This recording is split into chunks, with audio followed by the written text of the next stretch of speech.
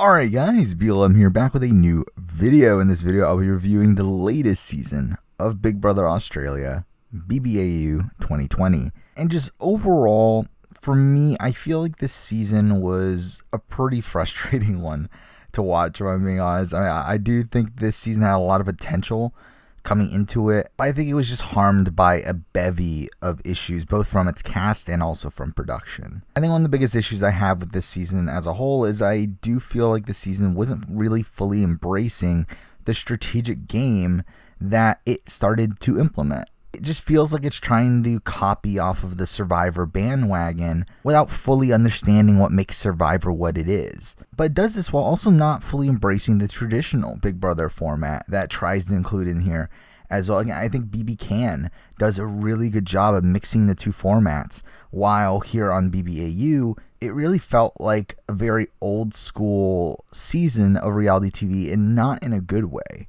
But that's not really the only issue. I do feel like it also tries too hard to mimic Survivor. I mean, of having an early task that kind of fills the spot of the reward challenge, a nomination challenge, just like the immunity challenge.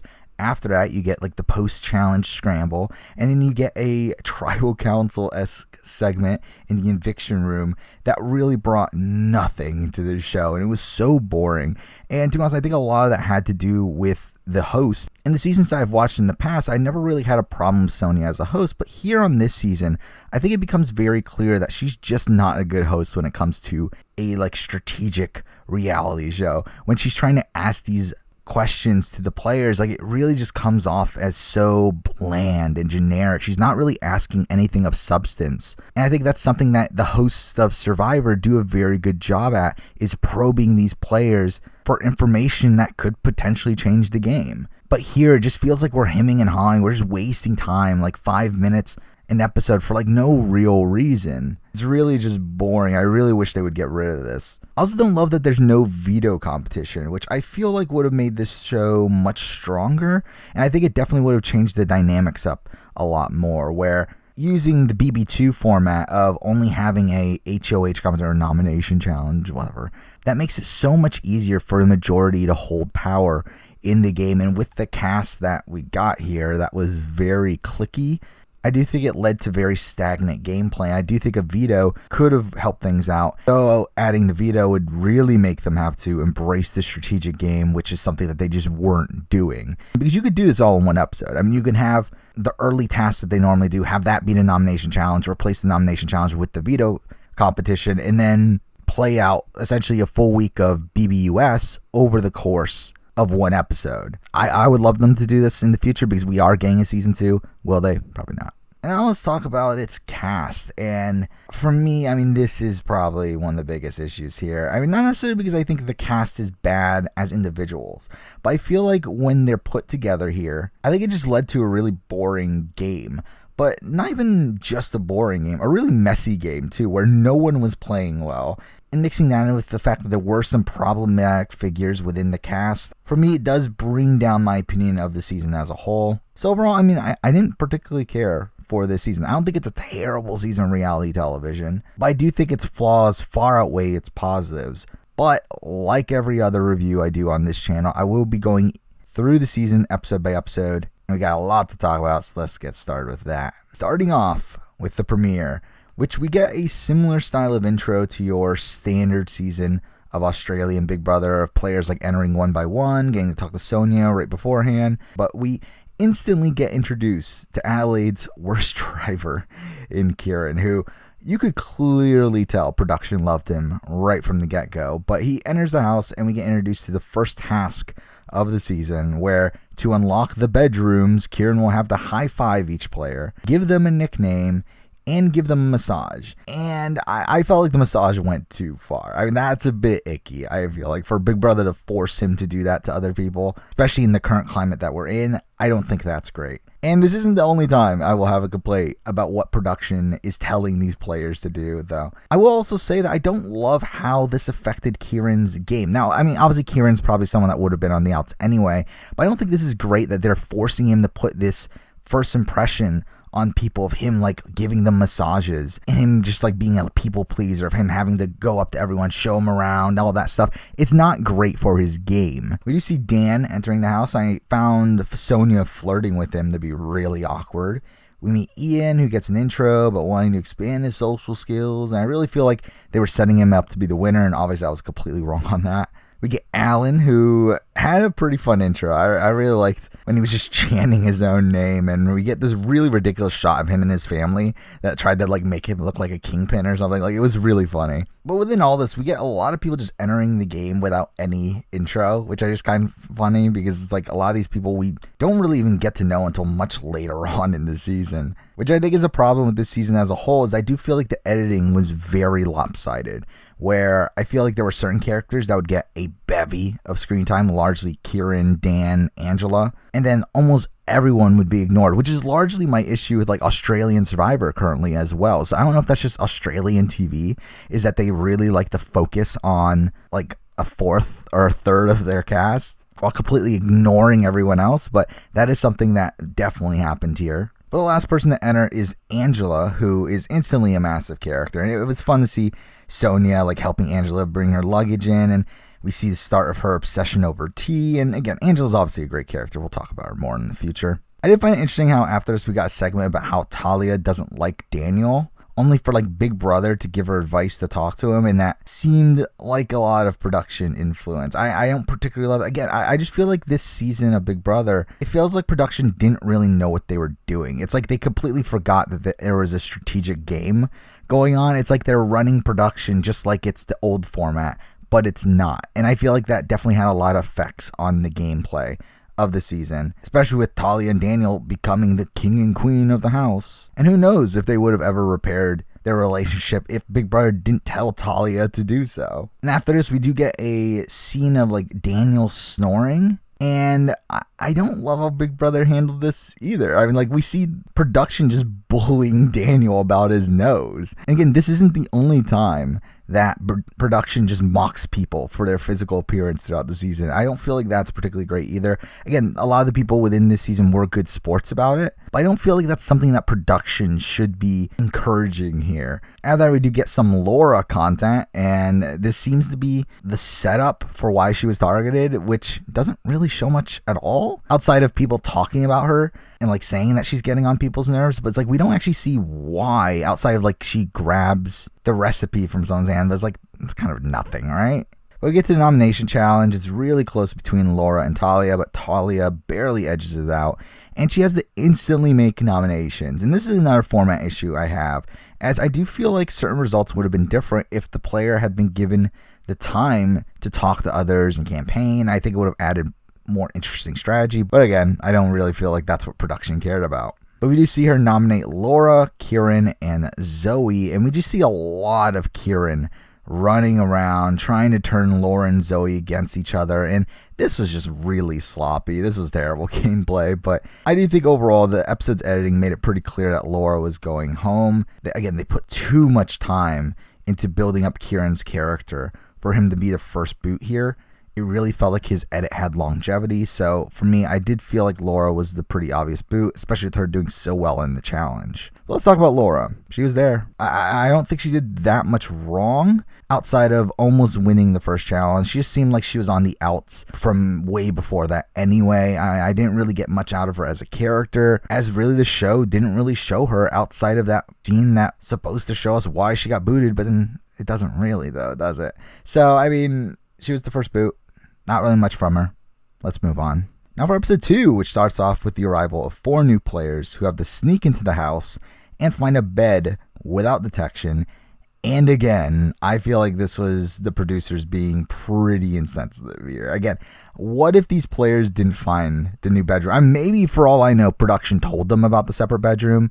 But at least from what we're shown, these players initially thought that they would have had to sneak into someone's bed.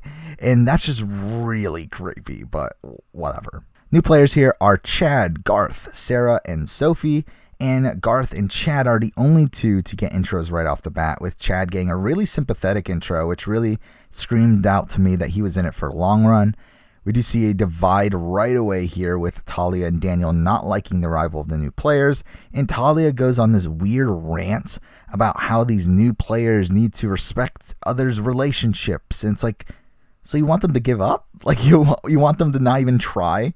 But whatever. I mean, and we get this ridiculous scene of Talia, like, coming out in, like, a Baywatch-style swimsuit to assert her power over the house, is how the show tries to portray it. Again, that's obviously not what was happening here. It was just, like, a fun little moment in the house, but it's, like, it's funny that the show tried to portray it this way. We do get a lot of Alan in this episode, especially with him being targeted by Garth for wanting to work with Garth. Again, it makes no sense. I mean, a lot of the strategy in this game makes no sense. A lot of these players don't know what they're doing, and it's so dumb what they're doing most of the time. But here, Garth sees the divide in the house. He sees that the old players are targeting the new players, and he's like, you know what? Let's target the only person that wants to work with us. Let's do that. Why not? But yeah, we get to the nomination challenge, and they have to melt a block of ice, and I thought this was a pretty fun challenge to watch. But kind of out of nowhere, Garth wins the challenge and nominates the opposites here of Kieran and Alan, two people who seem to be on the outs, along with Angela. And I thought these were terrible nominations. Again, Garth is targeting all of the outsiders of the majority that he's calling out in the DR. Like, it makes no sense. And also, if his target is Alan, why nominate Kieran,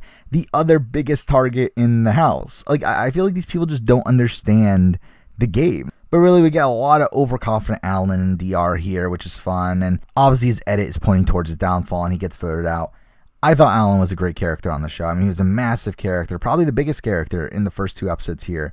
Gameplay-wise, though, I mean, he obviously didn't play well. I mean, he was shown to be overconfident. I think he's the type of person that just talks a big game, and then through that, gets a lot more strategic credit than he actually deserves. And he didn't even vote in the majority on the first vote. So, I mean, he definitely wasn't part of the majority group. And the fact that he was openly strategic in a not-so-strategic house, I do think put a massive target on his back. So I do think he was a pretty mediocre player overall. Now for episode 3, we're out of nowhere. While the cast is lounging outside, we get this great shot of a cage filled with the 4 remaining players entering the backyard. So here we see Tsubong, Hannah, Danny, and Shane.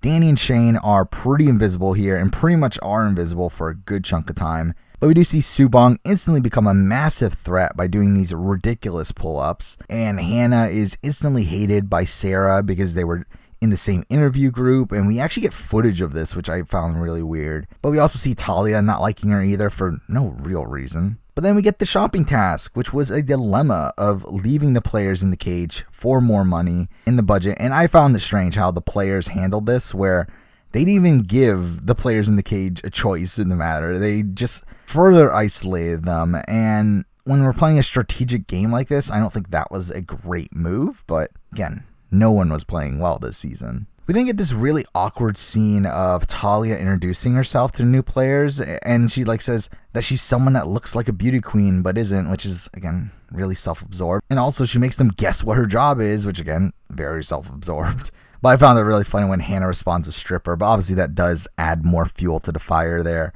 to target Hannah. But the players are finally let out after 3 hours. We see Tsubong detailing his strategy of becoming the Terminator, which is terrible. I mean, as a new person coming in, why are you showing everyone that you are a physical specimen? Why are you doing all these really weird, insane physical things in the house? It did seem like he endeared himself to certain people, but it's not a great move to outwardly make yourself look like the biggest threat out of the new people. But then we get the nomination challenge where they compete in pairs due to a random draw, which I thought made it a lot harder for newbies to get any semblance of power here. But it is a pretty standard endurance comp, and we do get Talia and Sarah winning the challenge, which made it really obvious that Hannah and Tsubong were going to be nominated, though the third nom was a bit up in the air, and I don't get why they went with Marissa. I mean, they had Danny and Shane as possible nominations. Why put up Marissa? But it really doesn't matter. I mean, it's between Hannah and Tsubong, with Talia clearly wanting Hannah gone, while the guys and Dan and Matt want Tsubong gone. And the votes clearly go onto Tsubong as he's the clear biggest physical threat. And I love Tsubong as a character here. Again, I think he was a terrible player. I think his entire mindset when entering the game was completely incorrect. especially when he's a late entrant. But it did seem like some people liked him socially, and I think he was a fun character. He was a lot of fun, and it's a shame we only got one episode of him. But while we're here, I might as well talk about this, the fact that people are coming into the game late. Again, not great in a strategic game like this. I mean, the people from the second batch do end up having a pretty decent run in the season, but I mean, the people in the third batch really had no chance. I mean, it was very clear that outside of Shane, none of those people were able to integrate socially within the house dynamics. Like, in a social strategy game like this, being a late entrant is not great, especially when the initial group is over half of the house. I mean, the initial group was 12 people, and then they added in 4, and then 4 after that. It just really sets up those late entrants to be easy targets, especially earlier on. Again, for a social strategy game like this, it's very unfair to the new players to add them in late. Again, it's fine on like BBUK or the earlier BBAU seasons, but with the game like this, it just doesn't make sense. Then also move on to episode 4, which starts off with a Sophie and Chad showmance segment, which obviously becomes important moving forward. We do get the Ginger Dreadhouse task, which I thought was really fun. It was ridiculous, but the fact that these people have these phobias is really weird. Again, some of these phobias, like scaling a fish and like grating cheese and being scared of bubbles and a phobia of knees and the phobia of pigeons and all these. It's like, did these people get cast solely because of their phobias? It's like, why are you finding such weird people here? But I did find a lot of this scene really fun. I think the Angela one was particularly fun, of her being scared of dogs and her having that quote of, "I have a fear of the unknown. They don't speak English," which was just funny. But again, this is a great scene overall. We do then get some alliance talk finally. Again, it only took the second week of the show to finally see some alliances. But we see the Alpha group in Talia, Dan, Matt, Casey, and Zoe. And we do later find out later in the season that Xavier is part of this as well. And also Ian. So really, it's the original players minus Marissa, Angela, and Kieran, who are clearly on the outs there. But we do see Angela trying to pull in Danny, Hannah, and Sarah. And we see Kieran like ratting out his alliance to Dan, which I guess is self-preservation, but when there's a legitimate chance for your alliance to be getting the numbers, I don't think it's particularly great for him to be doing that. And really, it just feels like a lot of this season we were seeing through Kieran's eyes, especially the underdog perspective, which really made me think he was a winner candidate this early on, though it becomes clear later on that obviously that wasn't the case. But we get to the nomination challenge, which was another endurance comp, and I thought it was pretty clear Angela was going to win this with how heavy-handed the editing was, that Angela was building up her army. And Angela does make a deal with Sophie to save Talia and Dan, and she instantly breaks that by nominating Talia and Dan, which I thought was pretty poor gameplay on her part, because I do think that makes her seem untrustworthy. But she does also put in a pawn in Casey, and we instantly see both Dan and Talia being really bitter, talking about how they're coming after Angela, and like Talia not even wanting to talk to her.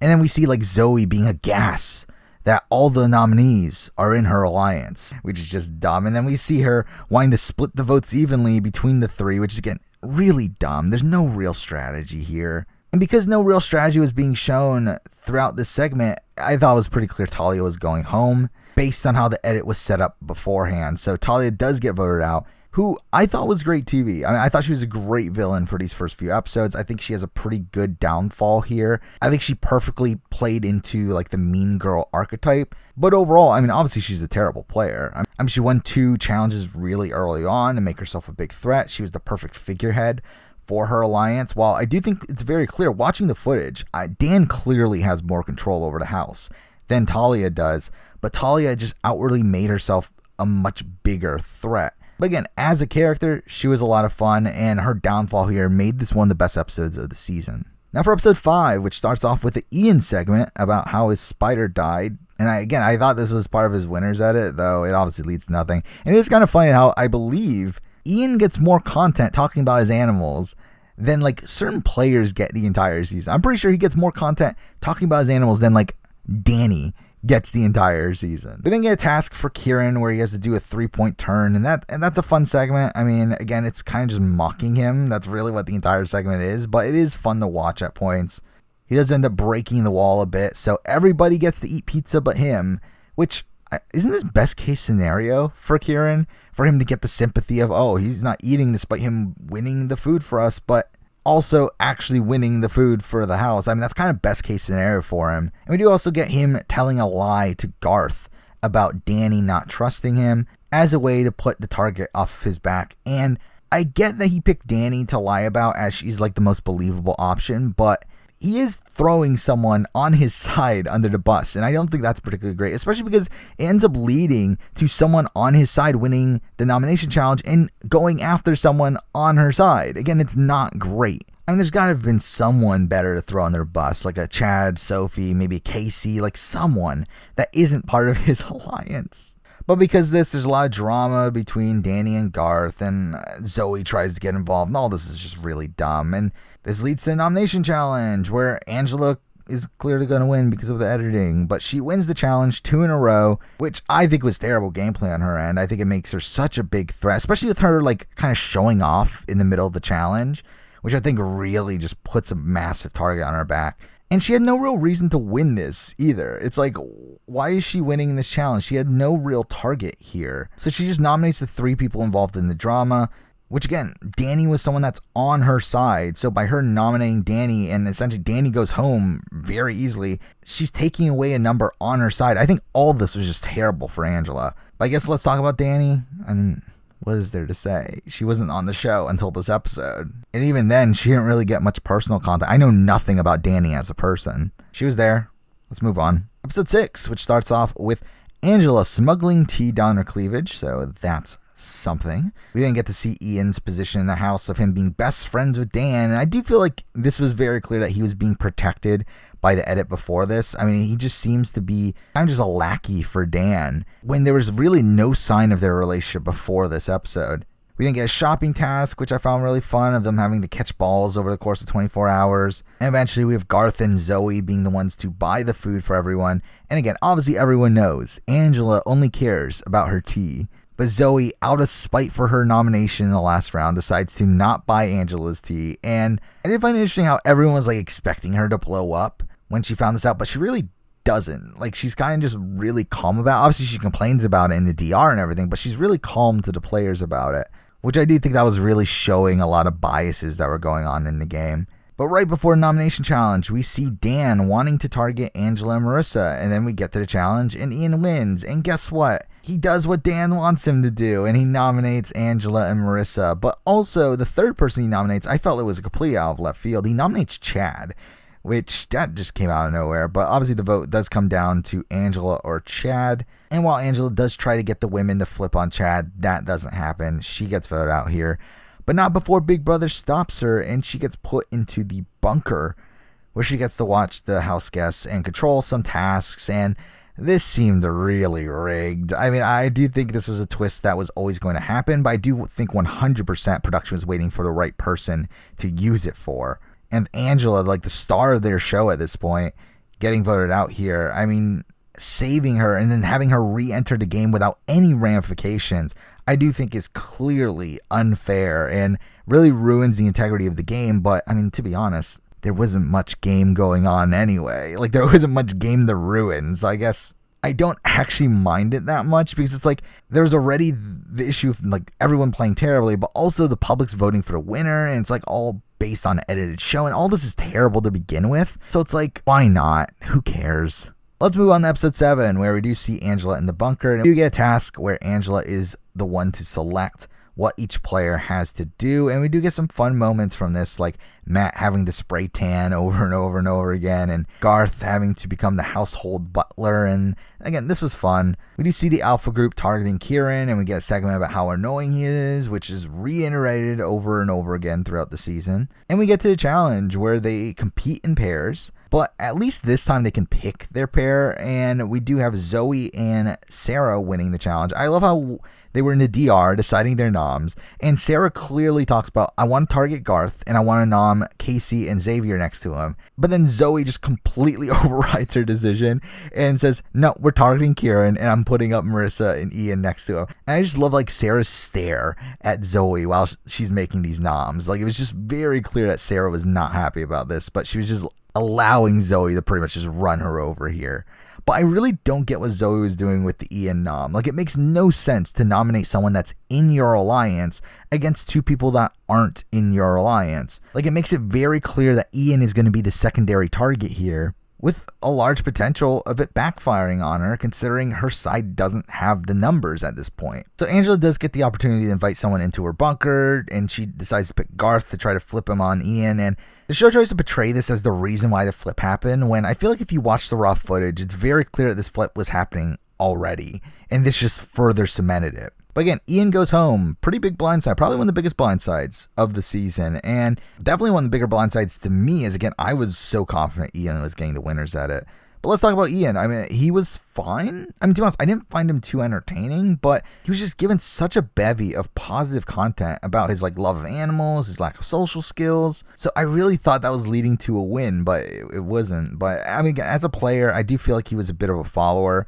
He just seemed to do whatever Dan wanted him to do. I mean, or at least whatever the alpha group wanted to do. It didn't seem like he was the one actively making plans, making strategies. He was just enacting other people's strategies. He didn't really feel like he had a strategic mind of his own. Now moving on to episode 8, and we obviously have Dan wanting revenge for Ian and wanting to target Garth, and we get the reveal of the bunker, and Angela returns to the game, and they just keep on cutting to Dan, who's just really pissed off. But yeah, I don't love that Angela was able to return without any ramifications, but it's who cares, really? I mean, again, this season's already a bit of a mess. It's who really cares? But then we get letters from home, and this was Shane's first real appearance on this show, where he narrates this entire scene, though he does later become a very integral part of the next few episodes, pretty much up until his boot from this point forward. But we do see Shane getting approached by Matt to flip on Garth, and they create this plan that makes no sense, where they want to nominate Garth along with two of the guys, two of themselves, as the pawns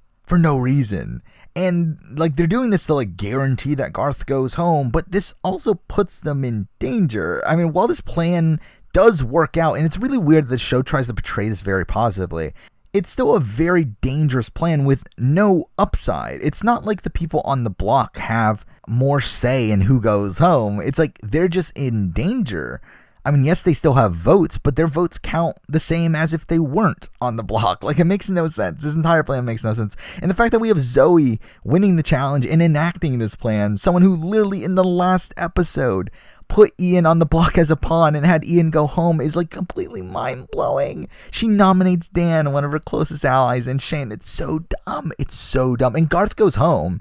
Garth goes home anyway. He goes home unanimously. But it's still so dumb that this happens. But let's talk about Garth. I mean, as a character, I do think he provides some entertainment through the season, but I do think he had a very nasty side to him as well, with how he treated some of the people in the minority. I do think he played pretty poorly as well. I mean, he definitely tried to play strategically, but I do think he just lacked the correct logic when making these decisions. I mean, his move to flip the house against Ian is just terrible, as it makes him come off as so schemy, and he really made himself the main figurehead for that flip, which made him the target here. So I do think overall he was a pretty poor player as well. Now moving on to episode 9, where we see Shane really come out to become a really strategic player here, with him wanting to target the alpha group, specifically Dan, Matt, and Xavier. We do get a shopping task of the players having to collect rain and put it in a tube, and I mean, this was fine, whatever. The more fun element of the task was side task, where Chad had to walk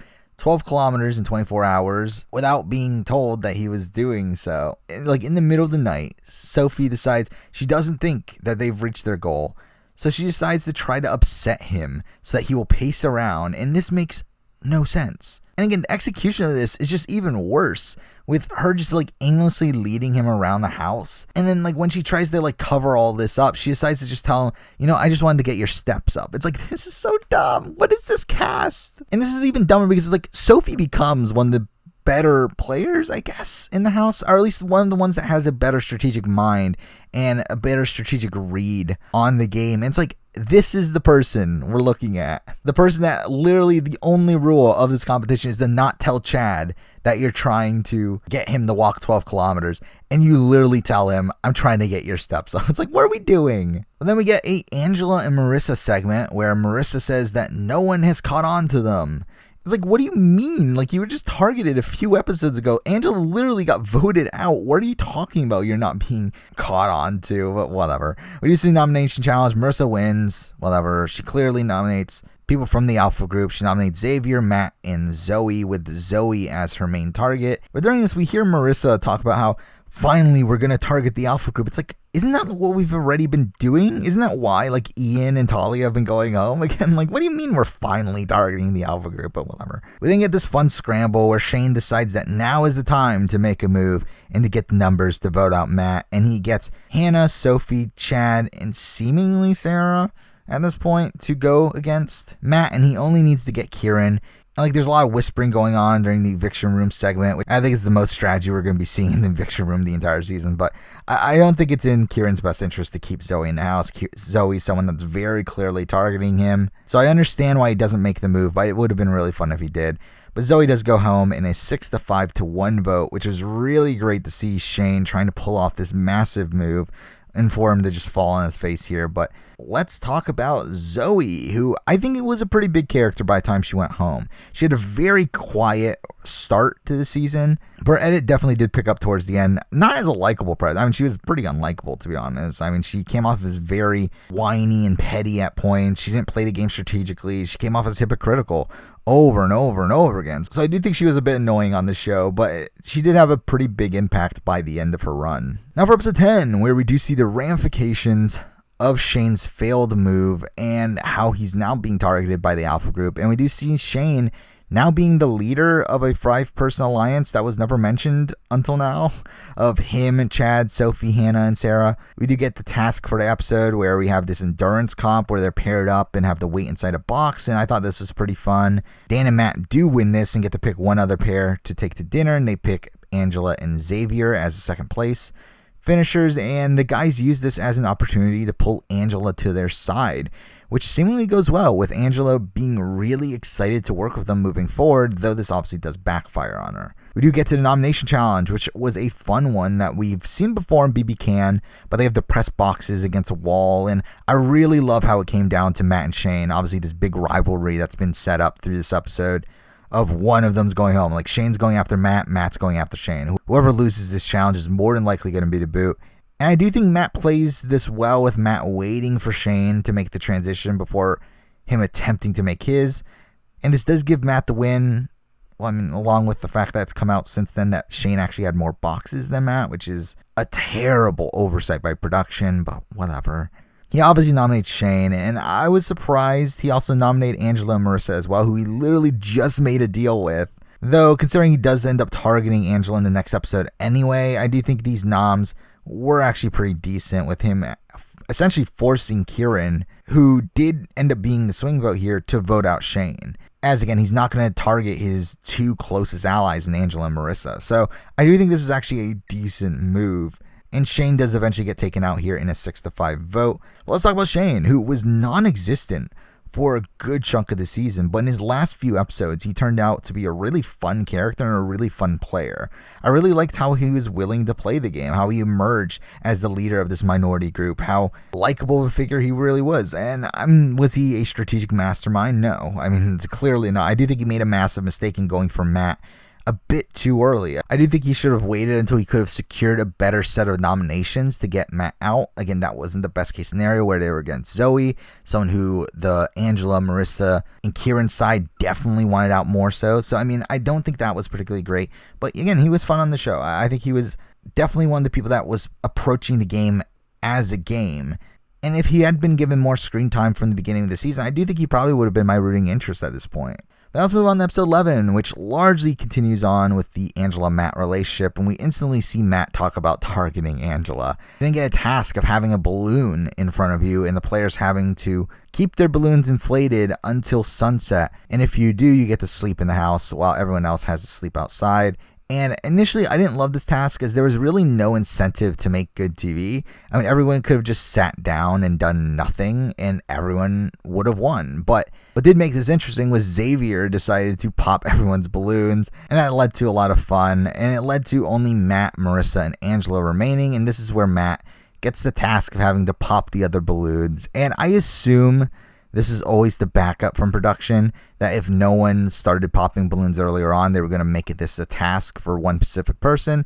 and that did lead to a lot of fun. But really, overall, I did find most of this episode to be pretty slow. I thought it was pretty clear Angela was going home, especially after we see Matt going up to Sarah, Chad, and Sophie about targeting Angela, and then Sophie lying to Angela about it right afterwards. But then we get to the nomination challenge where Sophie wins and unsurprisingly targets Angela and nominates Kieran and Casey as her pawns. There was really just no chance here for Angela to save herself. I just don't even think there was a scenario that seemed likely at all. And then we get to the eviction room segment where she's like calling out the people that she's supposedly banking on their vote. Like she gets into a fight with Casey. She calls out Chad and Sophie. Again, not great. And she does get voted out unanimously here. But let's talk about Angela, who is the star of the show. I mean, since the beginning of the season, this was essentially the Kieran and Angela show. And eventually, Kieran's edit does start to slow down a bit, and Angela really becomes the clear frontrunner in terms of the airtime here, with like every next time on being focused around her. And I mean, it's because she's great TV. I mean, she's the most dynamic figure within the house. She did seem to have a full understanding that this was a game, to not take things personally, unlike most other people on this season.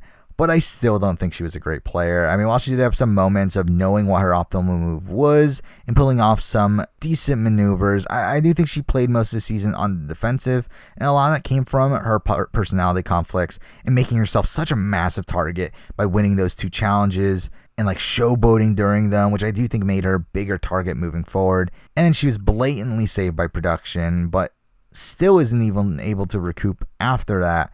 So I don't really look at her as a good player. I feel like she was given multiple opportunities to help herself out and really just tank those opportunities. But obviously she is a fantastic character, probably the best character of the season. Now let's move on to episode 12, where with Angela gone, it does seem like we're back to seeing the Kieran storyline a lot, with him like celebrating that he's still there. We get this weird segment of Dan getting to talk to his girlfriend, and it really just felt like they were trying to humanize Dan and make him a bit more likable. I do feel like at this point, it's pretty clear that production was very much on the Dan bandwagon. We didn't get Hannah's first real content of the season. I mean, since her debut at least, where she wants to target Dan, Matt, and Xavier. And for me, this was pretty clear that she was either going to pull off the move or go home because of it. And sadly, it was the latter. Especially considering after this, we immediately see Chad not being on board with the plan. We do get a segment of Kieran targeting Casey and for some reason telling this to the guys who are her closest ally, and this is really dumb on his end. But as expected, the boys go to Casey and tell her about this, but this leads to Casey going out to Kieran and calling him out, which leads to essentially her exposing the guys. And really, I just don't feel like anyone handled the situation correctly. This was just a terrible segment, gameplay-wise and also personally.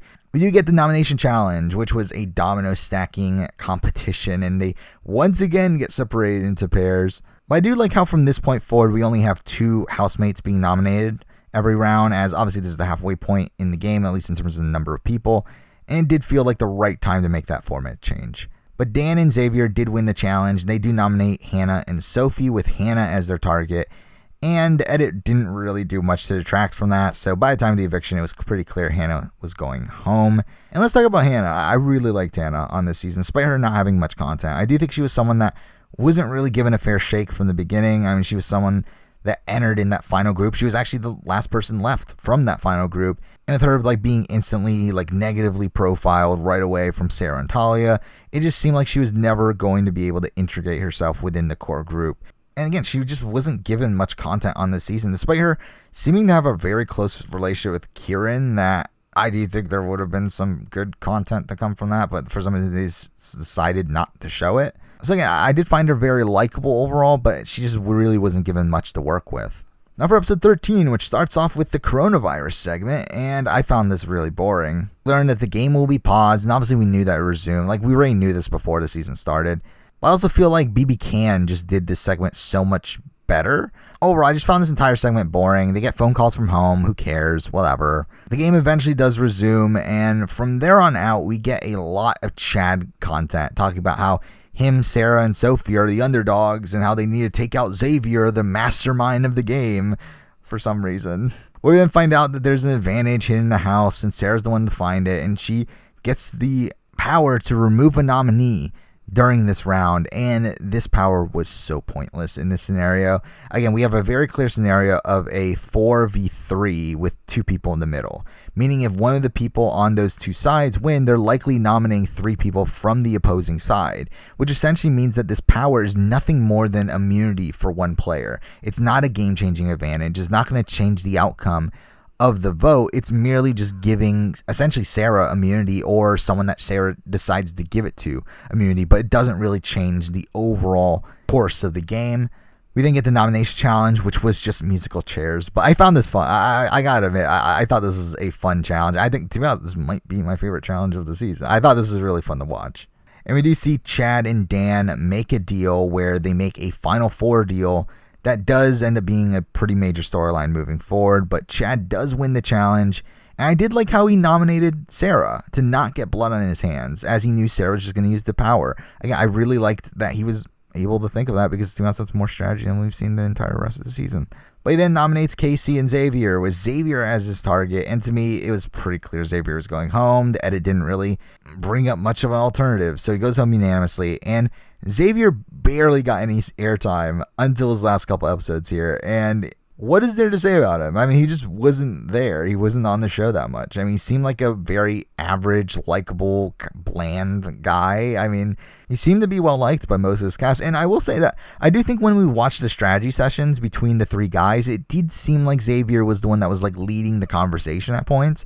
So I do think he's probably a better strategic thinker than the show actually gave him credit for before this final episode. And I do think he could have been a pretty good player if he was more willing to play the game. I mean, he didn't want to betray his friends. And I think because of that, we didn't really see his full potential. Now let's talk about episode 14, which starts off with Chad and Sophie getting a breakfast for their 1 month anniversary. And this was just weird. And also clearly just putting a target on their back. But we do see Casey wanting revenge for Xavier, and in turn, again, targeting Chad and Sophie. So, yeah. But I did find it funny how, like, for this next 2 episodes, we're really seeing the game from Casey's point of view, seeing like Casey as this big strategic figure. It's like we're really looking at Casey as the person that's trying to pull off a move here. I mean, come on. But we do get more of the, like, Kieran and Marissa are in the middle of the house and how they're trying to pit the two sides against each other. So we see Marissa trying to get info from Casey so that she can spread it to Chad, and this instantly backfires on her as Chad doesn't believe her, and this leads to Chad telling Casey about this, and this really seems to blow up Marissa's game. I mind you, Marissa wasn't in a great spot to begin with, and I really don't know why Marissa needed to do this, but it does lead to the nomination challenge where we see this interesting Twister-like endurance challenge that Casey does end up winning, and she makes a deal with Chad and Sophie, who instantly regret agreeing to it immediately afterwards. Instead, she does put up Kieran and Marissa on the block. Obviously, she can't trust Marissa, so I do understand why she does it, but 100% the strategic move was to target Chad and Sophie, as at this point in the game,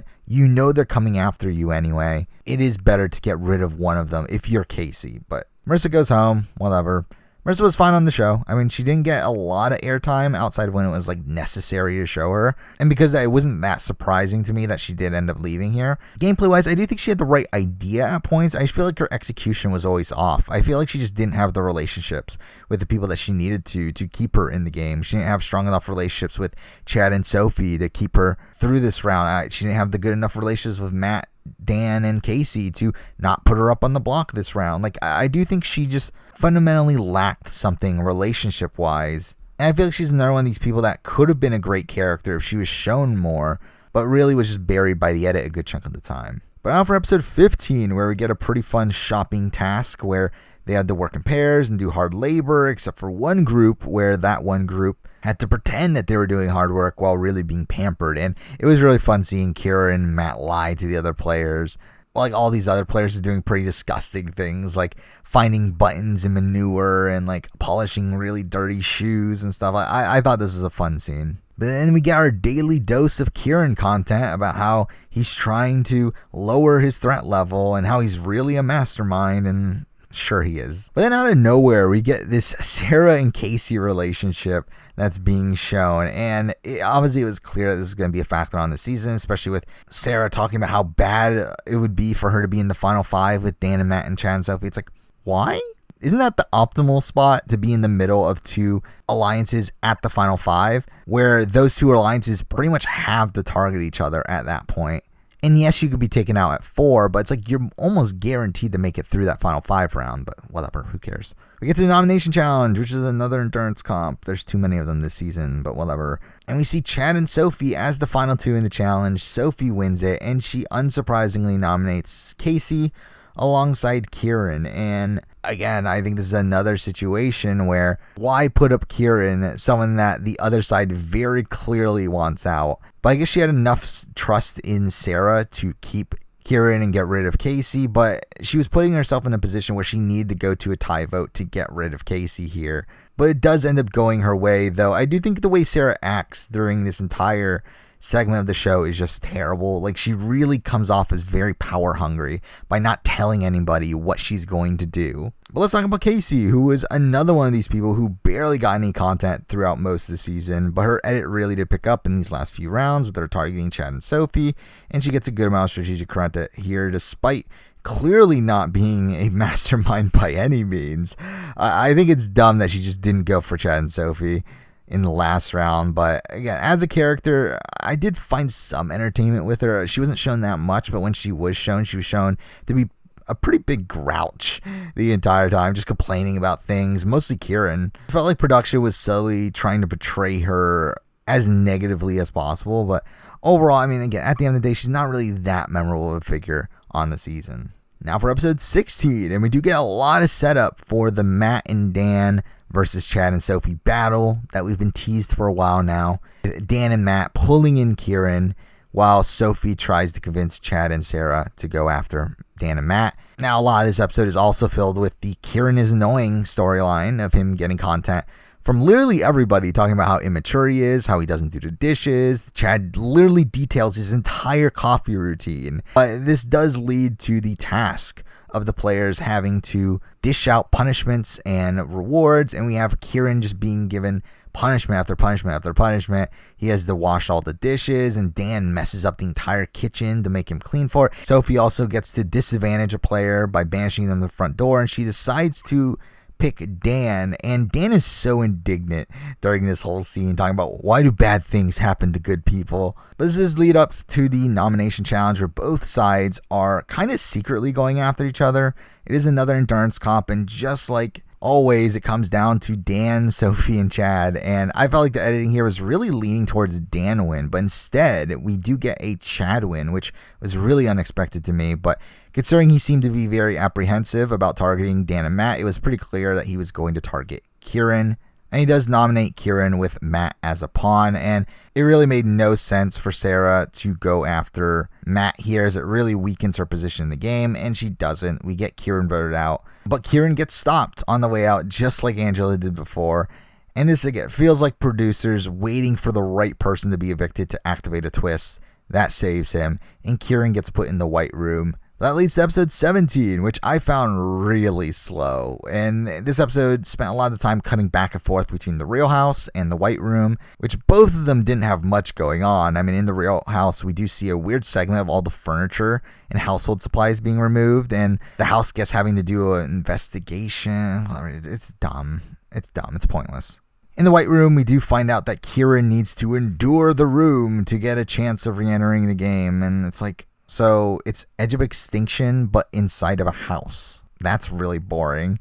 But we see him like creating songs and like complaining about bland food. And we do see more of what we've seen in previous episodes of the house dynamics, where Chad trusts the boys while Sophie wants to flip on them. And we get to the nomination challenge where Dan finally wins a challenge, and he does nominate Sarah and Sophie, which I do think that's actually the right move. I think him nominating Sarah and Sophie gives him and Matt more options, as if they go through with their Final Four deal, they can just pretend that they were always on board with it.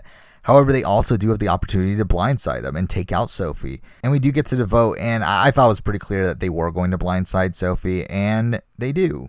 Though I don't love that Dan and Matt were really hemming and hawing this decision by saying like, oh, we don't know what we're going to do. And like Dan kept on saying like, oh, I'm just hoping that Chad and Matt can come to the decision. It's like, that makes no sense. Like, you know, Chad's 100% saving Sophie. What do you mean you're just hoping they can come to the decision? Well, whatever. Sophie gets voted out and has to enter the white room as well. And we get a really strange end to the episode of like Kieran scaring her. And that leads to a very cheesy transition to the next time on. That leads to episode 18, which I also found really boring. Again, more back and forth between real game and white room.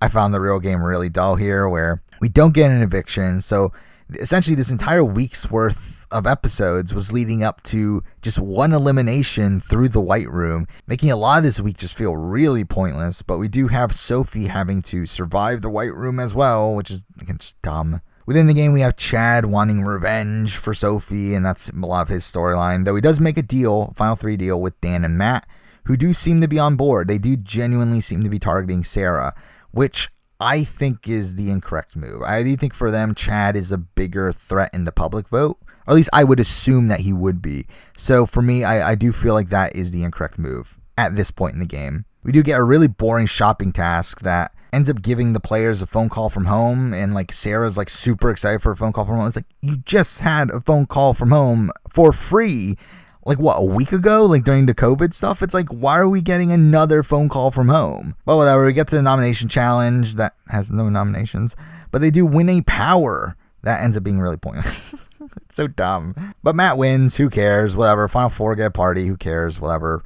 Kieran and Sophie finally get their chance to return to the game, and it's essentially a bribe. Essentially, they're bribing a player to quit the game, and the money that they get is taken out of the prize pool, while the other player that doesn't take the money gets to return to the game. Or if nobody gets the money, Matt has the power to be the tiebreaker and pick who returns to the game, and that was so pointless. Like, again, what a terrible power that is. Like, again, it would have been much more useful if Matt was just given the power to pick who returns. Like, that would have been a lot more powerful there. But in the current state, like, Matt literally won that challenge for no reason. But Kieran does end up taking the bribe, getting $15,000, and Sophie returns to the game. And we see Dan and Matt being really pissed off, like talking about quitting the show. And yeah, I mean, I do think this sucks. I do feel bad for them from a game standpoint, as again, they had the final 3 in their hands. They were right there. And Sophie coming back into the game is their worst possible scenario. But I do think they come off as really entitled here. But this is the ending for Kieran. I do think Kieran was a really likable figure on this season. I do think earlier on this season, I thought he was getting a winner's edit. But I do think as time went on, it became clear that he was more of the comic relief and like fan favorite of the season, being clearly one of production's favorites people. And he was just always getting a bevy of content. But just, again, like, I think it became clear he wasn't the winner, though. But he does seem like a nice guy, a bit aloof, but a fun personality. Not a great player. He seemed to isolate himself pretty early on and was only dragged through the game due to being a complete non-threat in challenges and really having no super close ally.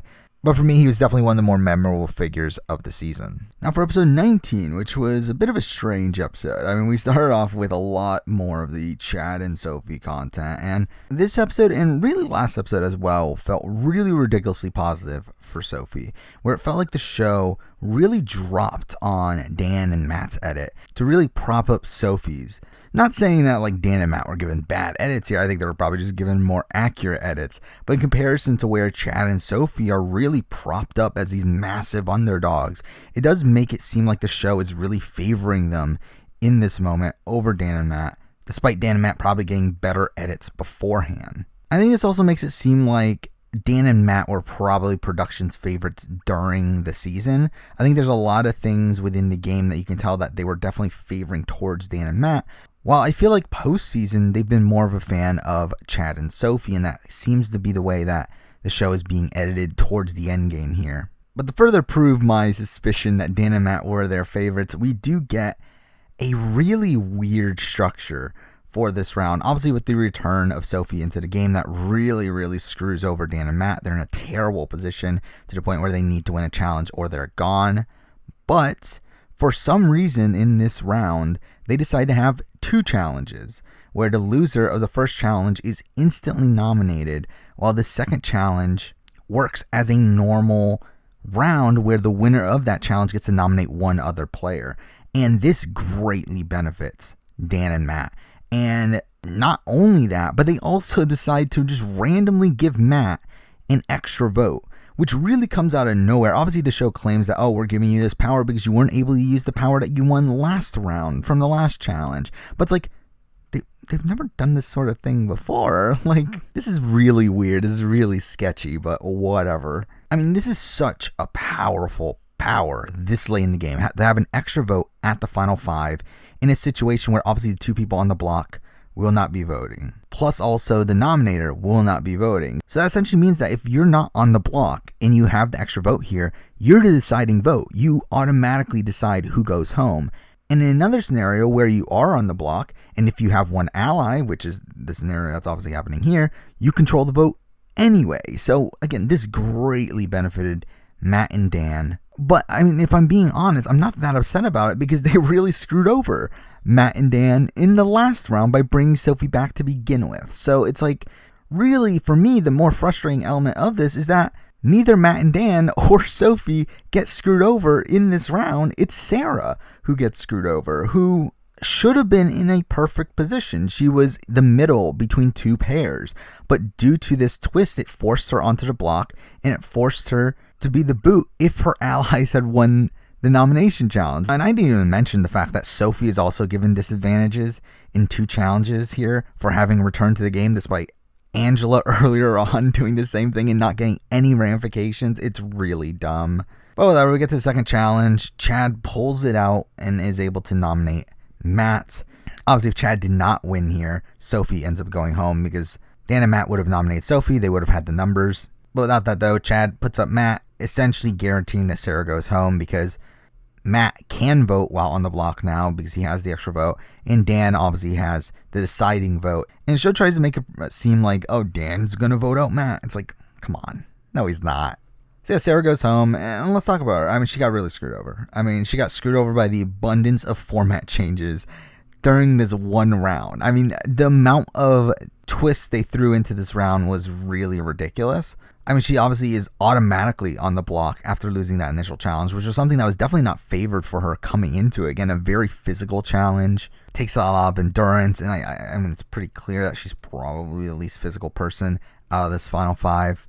So just fundamentally from that, she has a 50% chance of going home. I mean, again, 50% chance of going home in the case that Chad or Sophie win the challenge, who are her allies. So she actively has the root against her allies winning power. But the other 50% chance is her losing her closest ally in Sophie. Well, I mean, again, and that's if Dan or Matt win it. So she's really in a lose-lose. I mean, her perfect scenario here is that final 5 with 2 pairs. But because of all these twists there, it really ends up screwing her over. But then again, I mean, she probably does go home at the original final 4 had Sophie not returned and Matt had won the right to vote someone out. So, I mean, in many ways, you can also see it as like she got saved during that round too. But overall, though, I mean, Sarah, I thought was a decent character. She had some fun one-liners throughout the season.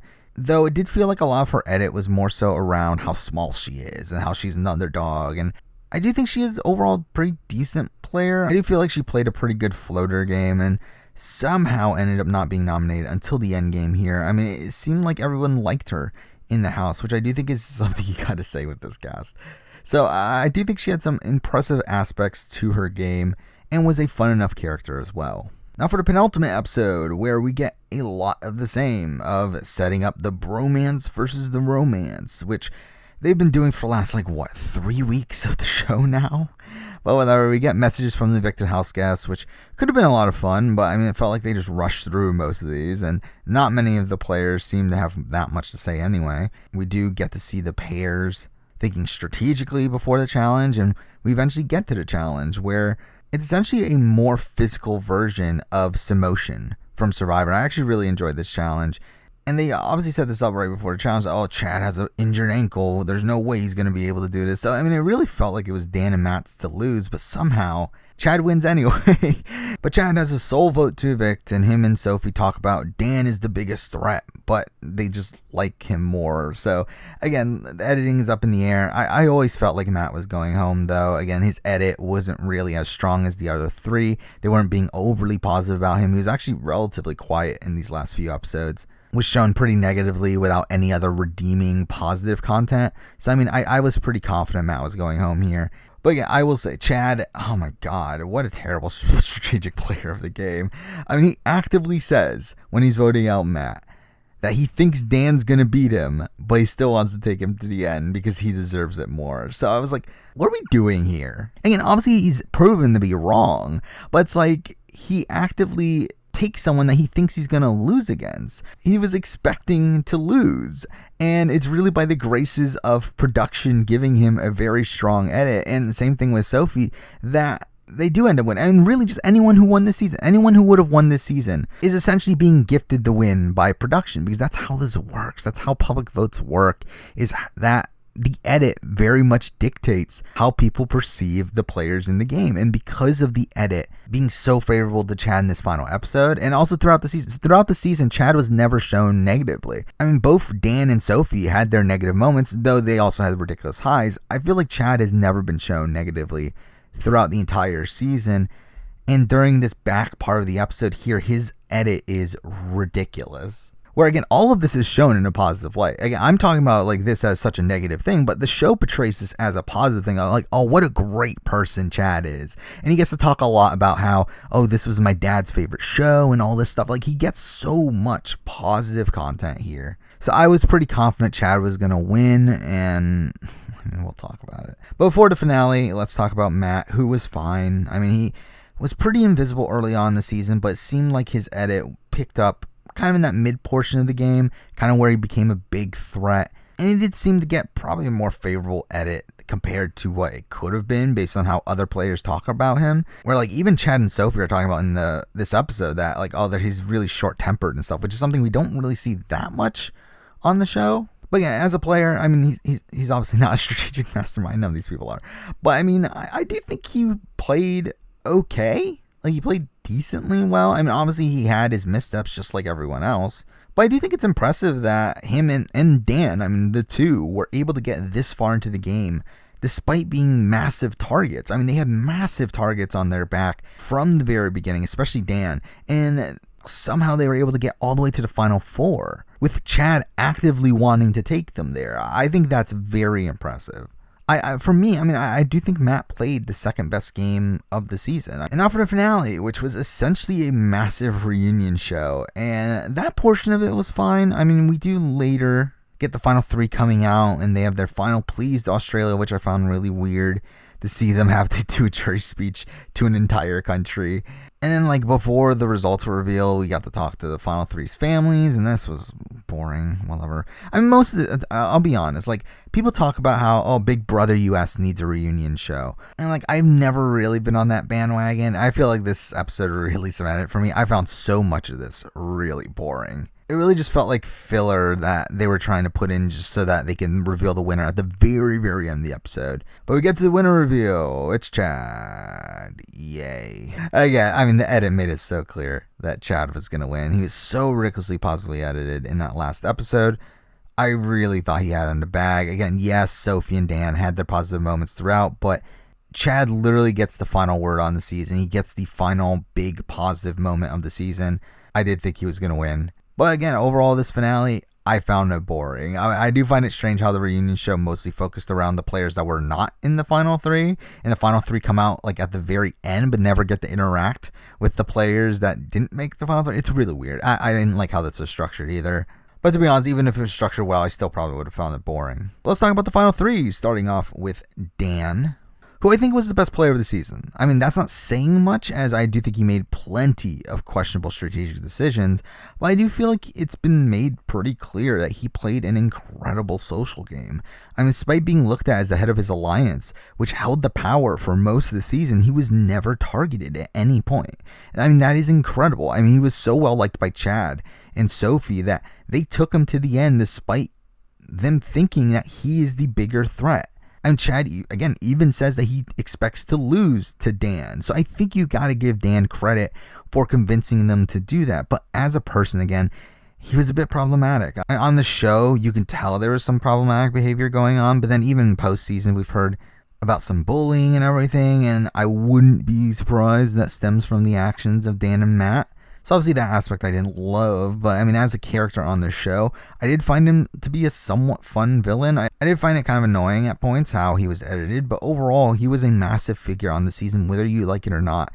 I think he's easily probably one of the most memorable figures of the season. Now for Sophie, who I think was another one of the better players in the house. Again, not saying much. Well, I do think she understood the game. I mean, she understood positioning. But she had someone like Chad as her closest ally who would dissuade her from making her optimal move. And that being said, I do feel like she also had her fair share of questionable decisions, and she had a really self-righteous attitude that, I mean, again, I don't like from a personal level, but I do think it makes her a really fun character. I think it led to some fun moments of her like freaking out on Big Brother, so I do think she was a decent character.